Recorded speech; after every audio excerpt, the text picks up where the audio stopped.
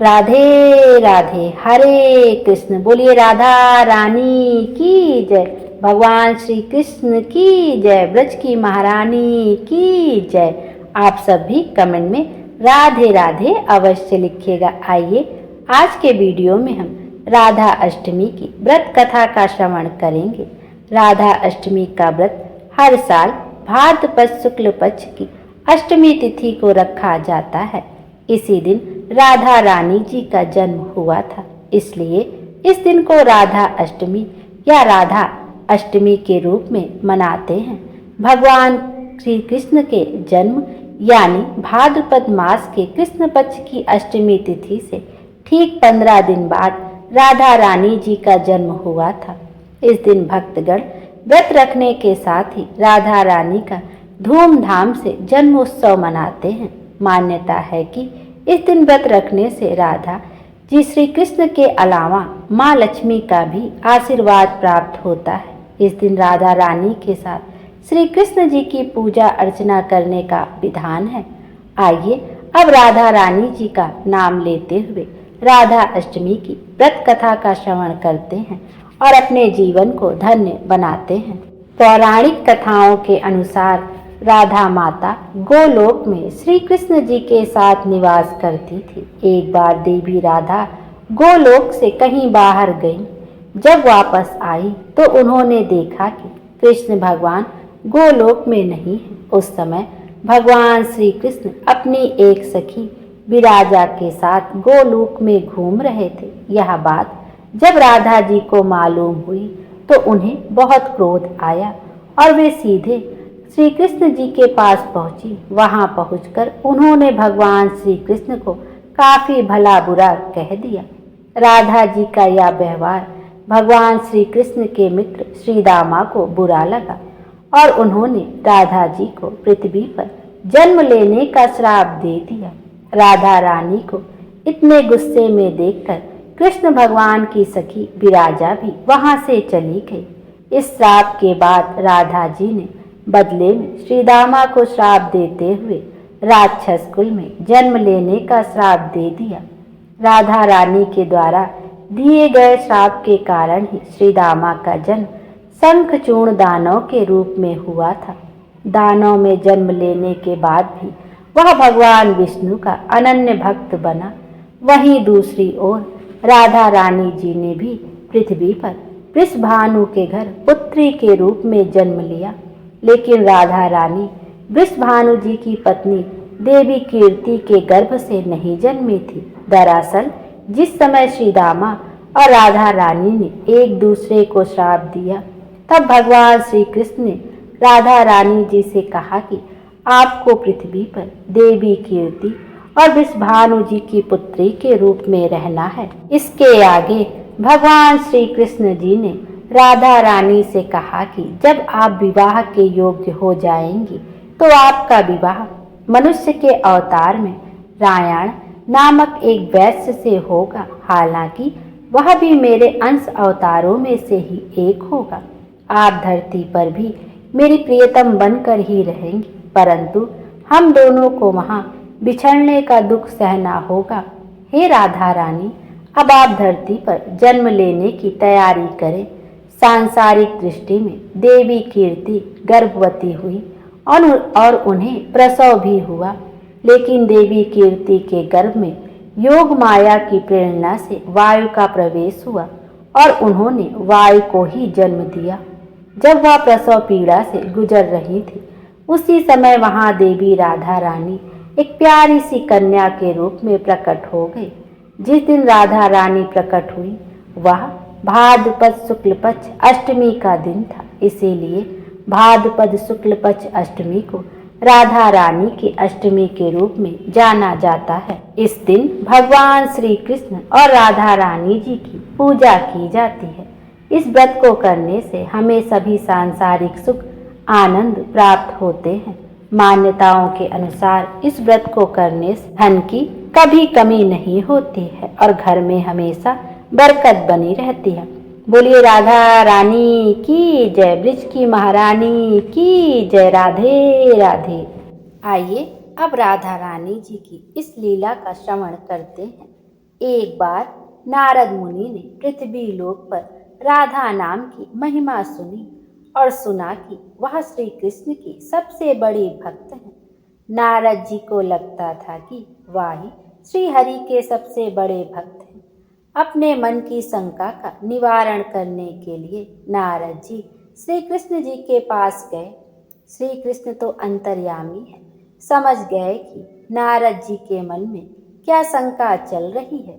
श्री कृष्ण जी ने सोचा नारद जी को राधा रानी के प्रेम और भक्ति का अनुभव करवाना ही पड़ेगा। जब नारद जी श्री कृष्ण के पास आए तो श्री कृष्ण जी अपना सिर पकड़कर बैठे थे। नारद जी ने श्री कृष्ण से पूछा कि प्रभु आपको क्या हुआ है। श्री कृष्ण जी कहने लगे कि नारद जी मेरे सर में बहुत दर्द है। नारद जी ने पूछा कि प्रभु आपकी इस दर्द का निवारण कैसे होगा। श्री कृष्ण जी ने कहा कि अगर कोई मेरा सच्चा भक्त अपने चरणों को धोकर उसका चरणामृत मुझे पिलाए तो मेरा सिर दर्द ठीक हो जाएगा।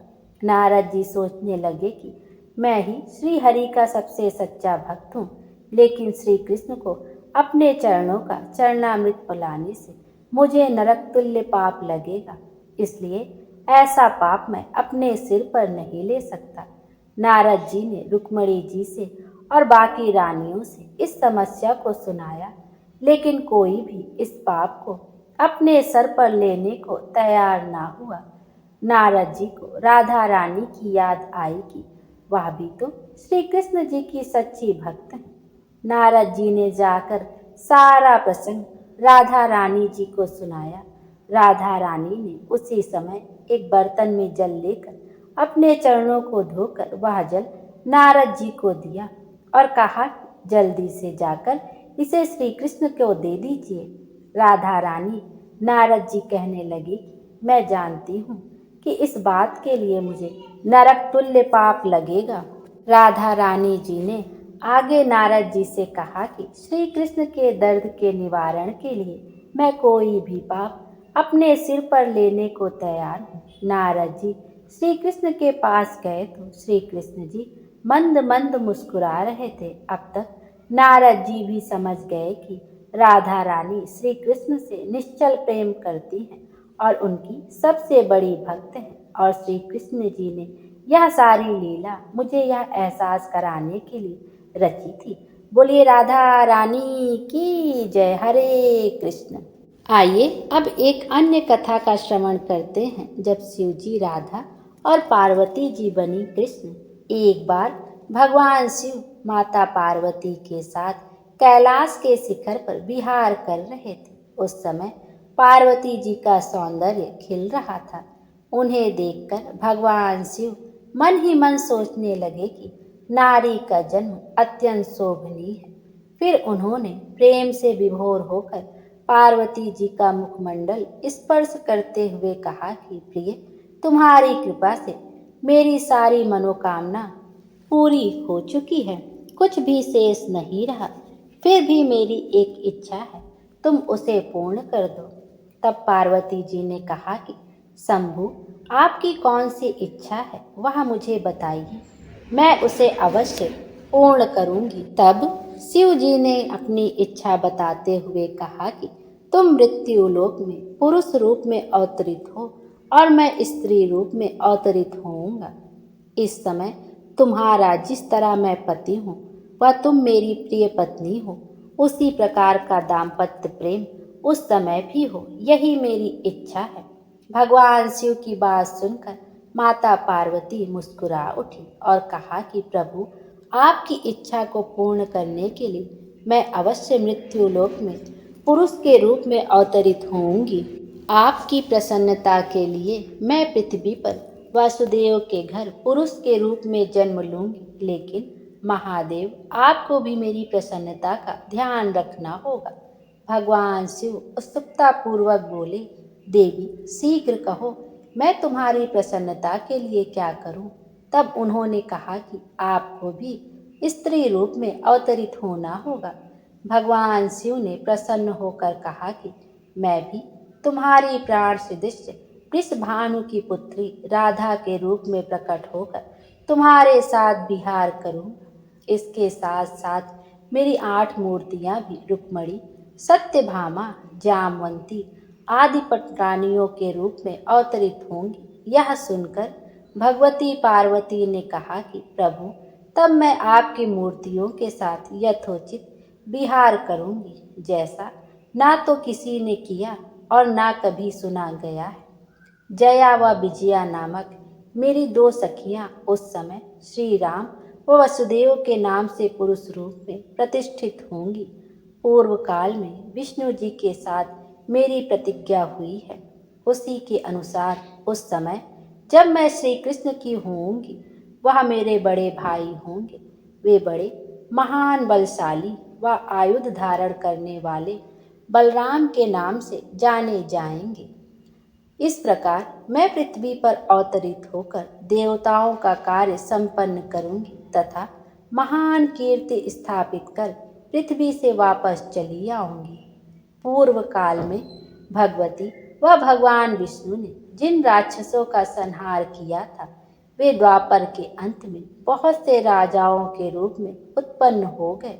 उनके भार को न सह सकने के कारण पृथ्वी गो रूप धारण कर समस्त देवताओं के साथ ब्रह्मा जी के पास गई और बोली, ब्रह्मा जी, पूर्व काल में जो महान राक्षस मारे गए थे, वे इस समय दुष्ट चरित्र वाले राजा बने हुए हैं। ऐसे लोगों का संहार का उपाय कीजिए। तब पृथ्वी को लेकर ब्रह्मा जी कैलाश पहुँचे। वहाँ उन्होंने भगवती को प्रणाम करते हुए कहा कि माता, आपने और विष्णु जी ने जिन जिन व्यक्तियों, दानवों व राक्षसों का संहार किया था, वे सभी बड़े बड़े दुराचारी राजा हो गए हैं। उनका वध करना जरूरी है। तब भगवती ने कहा कि ब्रह्मा, मैं स्त्री रूप में उन राजाओं का वध नहीं कर सकती, क्योंकि उन लोगों ने भक्ति पूर्वक मेरे स्त्री स्वरूप का आश्रय ग्रहण किया है। लेकिन मेरी जो भद्रकाली की मूर्ति है, वह वसुदेव के घर में पुरुष रूप में जन्म लेगी। वसुदेव की पत्नी देवकी के गर्भ से श्याम अवतार लेंगे। वे कंस आदि दुष्ट राजाओं का संहार करेंगे। भगवान विष्णु भी अपने अंश से उत्पन्न होकर महाबली अर्जुन के रूप में प्रसिद्ध होंगे। धर्मराज युधिष्ठिर होंगे। पवन देव भीमदेव व अश्वनी कुमारों के अंश से नकुल व सहदेव उत्पन्न होंगे। ये सब धर्मपरायण होंगे। दुष्ट दुर्योधन का पांडवों से युद्ध होगा और मैं युद्ध में माया फैलाकर रणभूमि में उपस्थित होकर परस्पर मारने की इच्छा वाले दुष्ट राजाओं का संहार कर दूंगी। मेरी भक्ति में लीन रहने वाले पुण्य आत्मा धर्मनिष्ठ पांडुपुत्र के 5 भाई बच जाएंगे। इस प्रकार पापी राजाओं का संहार कर डालूंगी और पृथ्वी का भार मुक्त कर पुनः यहाँ लौट आऊंगी। आप विष्णु जी के पास जाकर उनसे प्रार्थना कीजिए कि वे मानव रूप धारण कर पांडु पत्नी के गर्भ से शीघ्र पृथ्वी पर अवतरित हों।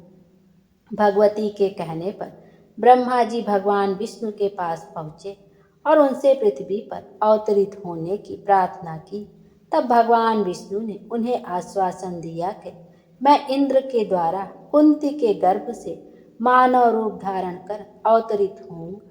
इस प्रकार ब्रह्मा जी की प्रार्थना करने पर साक्षात भगवती देवताओं का कार्य शीघ्र पूर्ण करने के लिए अपने अंश से वसुदेव पुत्र श्री कृष्ण के रूप में अवतरित हुई और भगवान विष्णु ने भी महापराक्रम वाले बलराम तथा पांडु के दूसरे पुत्र अर्जुन के रूप में जन्म लिया। भगवान शिव भी पीछे नहीं रहे।